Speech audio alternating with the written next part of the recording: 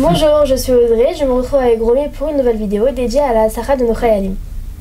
Alors, on va parler d'un sujet qui nous intéresse fortement, celui de la tfila. C'est vrai qu'à première vue, la tfila, on se dit que c'est un moyen de nous lier à Dieu, de nous attacher à lui. Mais c'est vrai qu'on a une question par rapport à ça qui nous intéresse.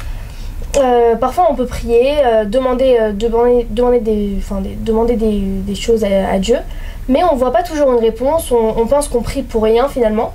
Donc c'est pour ça qu'à ce moment-là, si on n'a pas toujours une réponse à nos questions, à nos demandes, à quoi sert de prier?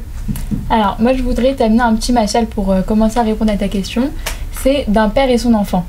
Ok, quand l'enfant il demande à son père des bonbons, il veut absolument des bonbons et il pleure parce qu'il en veut, parce que le père il veut pas lui donner. En vrai, on sait que le père il lui donne pas des bonbons pour pas qu'il ait des caries, pour pas qu'il ait mal au ventre, mais l'enfant il comprend pas, il est triste, il pleure. C'est un peu la même chose entre Dieu et nous.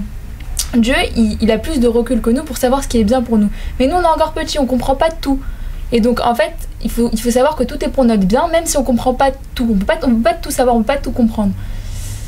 Alors ça me rappelle justement un autre machal, celui d'une mère qui prie pour son enfant, qui prie dès son jeune âge, il est en classe de CP, elle veut qu'il ait de bonnes notes, de bonnes appréciations, mais elle voit que même malgré cette fille-là, il ne réussit pas, donc elle va s'arrêter de prier. Et finalement, lorsqu'il arrive en classe de terminale, elle voit que c'est à ce moment-là qu'il réussit, qu'il a de bonnes notes, de bonnes appréciations, alors qu'elle n'a pas prié. Donc finalement, elle peut se demander, ma fille elle n'a été acceptée que lorsque je n'ai pas prié. Donc ça peut rejoindre ton match. Ok, et mais du coup moi j'ai une question. Si on sait que tout est pour le bien, que Hachem il a un projet certain, en fait à quoi ça sert que nous on prie? Si Hachem il sait déjà ce qu'il va faire, à quoi ça sert que nous on continue à prier, on continue à dire ce qu'on veut, ce qui nous manque? Pour conclure, on pourrait se dire que parfois tout n'arrive pas comme je l'ai prévu. Hachem peut avoir d'autres plans qui peuvent être meilleurs pour moi.